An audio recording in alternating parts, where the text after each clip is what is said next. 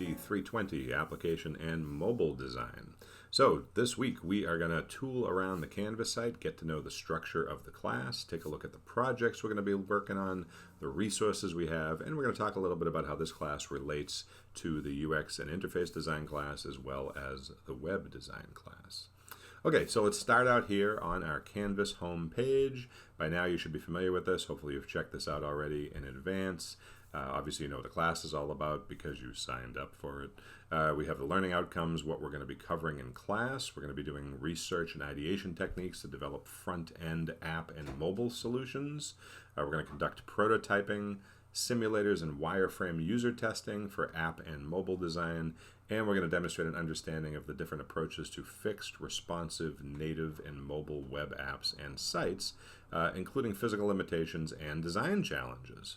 Design and build a working mobile web app or site from concept to prototype to submission. We're going to do a couple of those.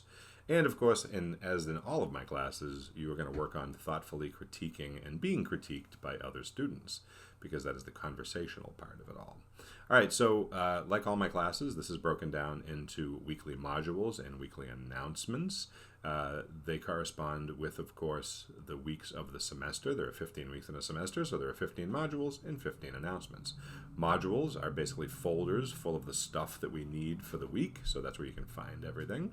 Announcements are basically the weekly lectures. They're the digital equivalent to our weekly lectures, and those are going to be there. In fact, the one that you are listening to right now is a weekly announcement. Okay, so we're going to dive into Module 1 in a second. Let's take a look at course materials for a second. We are, of course, using the Adobe Creative Cloud in this class like we do everywhere else. Specifically, we're going to be focusing on Adobe XD, Photoshop, and Illustrator. By now, you have used XD a little bit from DMD 105 and in DMD 120. We used it further. We're going to go straight out and use a lot of it in this class. Now, if you already took the web design class, then you have a little more experience with Adobe XD. But if you're taking this class first and then web design later, then this will be your first opportunity to really dive much deeper into Adobe XD. Speaking of which, I should probably mention that the web design class, DMD 220, and this class, DMD 320, can be taken in either order. You have to take 105 first, and then you have to take 120, which is the UX and UI course. But then you can take either the web design class or the mobile design class in either order. So that's done on purpose. You're going to need some outside storage, which you should probably have already, whether it be cloud storage or a portable hard drive, and then, of course, some sort of sketchbook and whatnot. We're going to take a look at the syllabus in a second, and of course all the course policies are here. And by now you guys know who I am. We've been together for a while, so there's information about me, my office hours, etc., etc. All right, so let's take a look at the first module. So week 1. Now the modules here they begin with overviews, which are just independent web pages that have all the stuff we need for the week. But you'll notice, like when we get to week 2, that there's also a bunch of other information. So we're going to go through that each week. Now, it's not every week, but it's just the first couple. There's a bunch of things to share. But let's look at week 1 first. So this week, starting today, we're going to go over sort of the basic class structure, the goals and expectations of the class. I did just talk to you about the structure between DMD 120, 220, and 320. We might elaborate on that a little bit more. We're going to talk about the evolution of user experience with regard to mobile designs. We'll talk about that in a second. And then you have some media to consume. There's an article, which we'll take a look at, and then there's a video to watch, which you guys are going to watch on your own. Reminder, like all of my classes, there are no textbooks. However, you are required to consume whatever media is in the module for the week as if it was a textbook assignment. So make sure you do the reading, watch the videos, listen to any podcasts I might give you or anything like that so that you are up to date for the week. If anything is due that week, it'll be listed here, of course, as well as in assignments. But there's nothing due this week because it's the first week. And any homework is to sort of review the syllabus and the class structure this week, but every week the homework will be at the bottom of the module and also back in assignments, so you'll have that. Okay, so let's take a look at a couple of things. First of all, let's jump over to the syllabus, and we're going to take a look at what's going on in the class in terms of workload and what we're going to do. Some of this is obviously redundant from the Canvas page. We'll skip over those things. So this here's the basic course information. Now, let's talk about grading and assessment methods. So this class is broken down into a few different sections. We are doing 2 major projects in this class.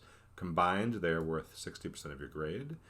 We are doing mobile design projects. They serve as the principal means through which you will demonstrate the objectives of the learning. There are 2 different projects. We'll see what they are in a second.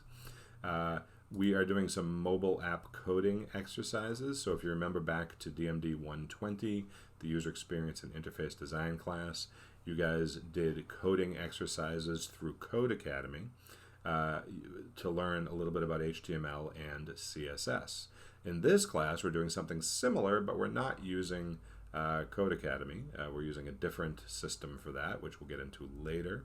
And we are going to learn about a different type of coding specific to mobile app development, and it's called Xcode and Swift. Xcode is an Apple piece of software that allows you to develop mobile apps for the Apple iOS system using their coding language, which is called Swift. We're going to get into that, but you guys are going to have access to Xcode in the Mac Labs at school, and you can also, if you have a Macintosh computer yourself, you can download Xcode for free, and we'll take a look at that later on. So that is the other part of our grade. That's worth 20%. You have to do a variety of mobile app coding exercises, and just like in 120, you do those at your own pace, and they're all due by the end of the semester. And similar to 120, the goal here, this is not a coding class, but it is to help get you familiar with the coding language that is underneath mobile apps for the iOS platform. Now, of course, the Google Android platform uses a different language. They use Java or Kotlin, but we're not covering that in this particular class, but we are going to introduce pieces of it as we go along. To have you try to do exercises in both coding languages would be a lot. So we're sticking with iOS because it is the most widely adopted mobile operating system at the moment. That could change. But we are also going to look at some information about the Google Android mobile platform as well as we go along. But these exercises are done in iOS, specifically Xcode and Swift. So that's 20% of your grade. And then the remaining 20% is attendance and participation. Be sure you check out the attendance and participation policy. Okay, specifically, what are we doing? Well, I just mentioned the mobile app coding exercises. You work at your own pace, and all of them are due completed by the end of the semester, which is week 15. So you work on your own with that. We'll introduce those later on specifically. The first major project is called a real-life desktop to mobile redesign. We are going to take an existing desktop website and turn it into a mobile site, taking into account all the variables that would be involved in such a thing. That is due week 7. It's a multi-tiered project. If you've already taken the web design class, you are familiar with sort of a multi-tiered workflow. We're using a different workflow in this class than we did in web design for a couple of reasons. Number one, the mobile web flow in real life is a little bit different than what we did in web design. And number two, depending on where you're working, they can use different types of workflows. So I'm going to introduce you to another one here. So it's a little different, but either way, it's a multi-step workflow. Project 2, which is going to use the same workflow, is entitled Simplicity, Simplicity, Simplicity, and that is due at the end of the semester. So 2 monsterly huge projects that take up half a semester each, basically, and then your self-paced mobile app coding exercises, which you're going to be doing on the side along with that. So those are your 3 major responsibilities in the class.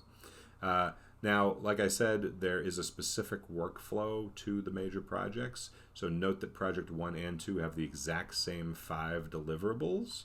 You know what deliverables are by now. I don't need to explain that. So the first deliverable is the choice of client and filling out a bit of a design brief. The second deliverable is to create a mood board, which we'll talk about and look into that. Deliverable 3 is to build wireframes. Deliverable 4 is to actually design the screens for your mobile app. And then deliverable 5 is to build the prototype. Now, 5 deliverables doesn't sound like a lot, but each one gets exponentially more difficult as you go along. Deliverable 1 is fairly simple. Deliverable 2 requires a little bit more work. Deliverable 3 eats up a good amount of time, and then 4 and 5 require a lot of time. So expect to be spending a lot of time on these projects. They are very in-depth and very indicative of what happens in the real world. Now, of course, the specific deadlines can be found under assignments in Canvas. So if we want to know the actual dates that these different deliverables are due, we can see that. When we see the due dates up here for week 7 and week 15 for project 1 and 2, that's for the final deliverable, but each of these are due on different dates, but we'll check that out in assignments in a minute.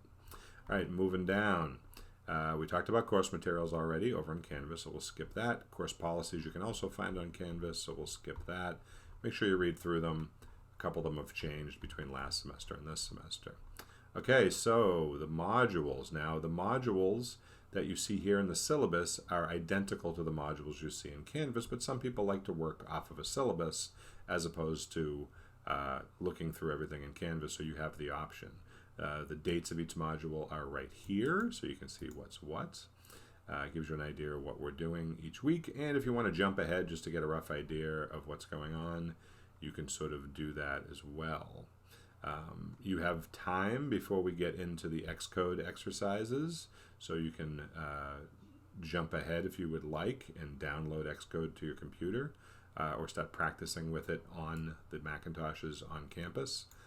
So just to become a little familiar with it, but we're not really getting to that until week 3, so you've got a little bit of time to sort of get ready for that. Okay, so that is the syllabus. Let's go back to Canvas and we'll tool around from there. Okay, next, let's talk a little bit about the evolution of mobile design, and then I'll go over your reading and your video consumption. So mobile design in general has changed a lot over the years. For one thing, at the dawn of web design, back in the mid-90s when web design became a thing, there was no mobile design. There were no mobile devices that could support any sort of design. And so that didn't really happen until smartphones became a thing. Now, sure, there were mobile devices prior to smartphones. There were Blackberries and there were other sorts of devices that did not have a rich visual experience. And so there wasn't really a lot of design as we know it today required for it. Sure, there were people who designed content for it, but it didn't require the same sort of thought and care and design implementation that we have now. Once smartphones came into being, more specifically the very first iPhone, when that was first made available, the idea of mobile design really sort of took off. Now, similar to what happened with audio, there were different ways to create a mobile experience. What do I mean by same as audio? Well, there were different audio formats for, over the course of a very long time, right? We had vinyl albums that led to 8-track tapes, that led to cassettes, that led to CDs, and then of course to digital files, and then to streaming, and so on and so on. And we think that it was just sort of this linear progression. Oh, naturally we went from one to the other to the other.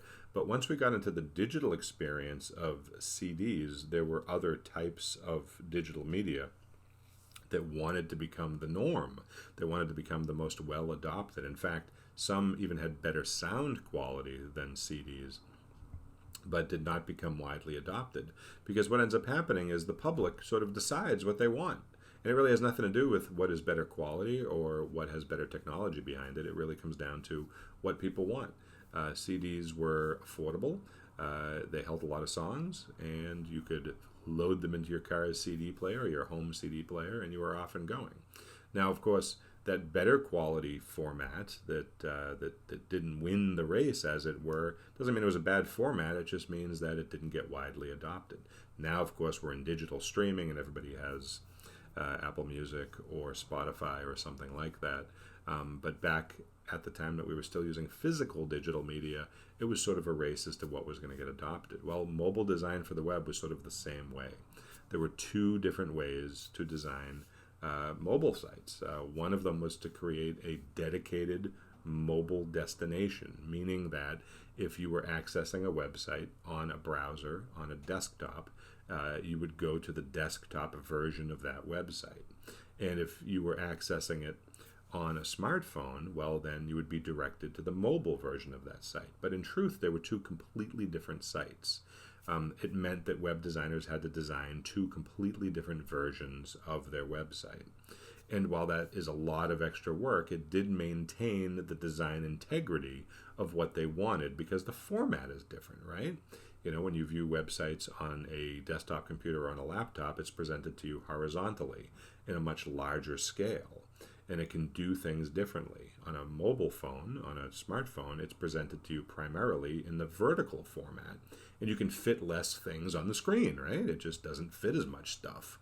And so from a design point of view, if you're thinking about layout and typography and graphics and interactivity like video and whatnot, then you would want to design each one for each format, right?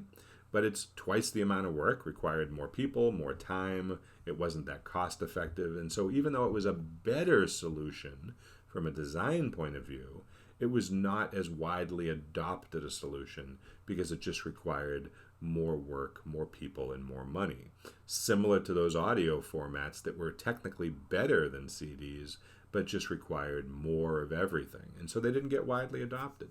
And so designing specific sites for specific destinations, even though it was a very good solution, didn't become widely adopted. What became widely adopted? Well, instead, responsive websites became widely adopted.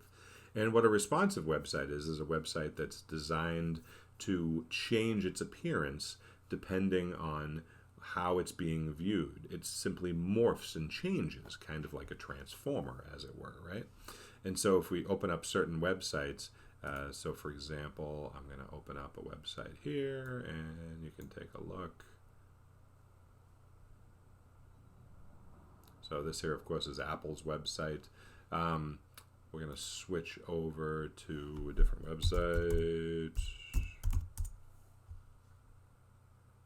So this here is the desktop version of WBUI's website. But it's a responsive website, meaning that if I were to change the shape of the browser, you'll see that as I shrink down the browser, things start to move, right? The type starts moving around.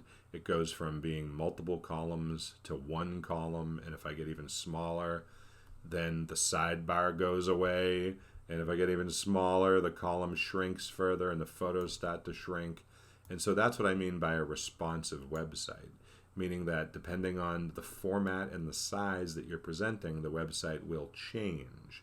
Now, that is super convenient, and you don't have to build different versions of your site, but it makes for a site that is not designed as well as it could be, because it is putting function over form. And that's the compromise. And it's a good compromise, but it's definitely a compromise in terms of design. Now, as we scroll through this, you can see it's just one big scrolling column. And if you were to access this on your phone, it would look something similar to this. But then, of course, on the desktop, as we spread it out and make it bigger and bigger, you can see that all those elements are jumping around, and the sidebar comes back, and now we get multiple columns, and it lays itself out in a very different fashion. So responsive design definitely became the most widely used version of mobile design. So you only have to design one site. Now, that changes when we're talking about mobile apps, right? Mobile apps, of course, are fixed. When you're talking about apps, they don't change their size and shape because they're only accessed one way. They only get accessed on your smartphone through a dedicated app icon, and therefore is a fixed format experience.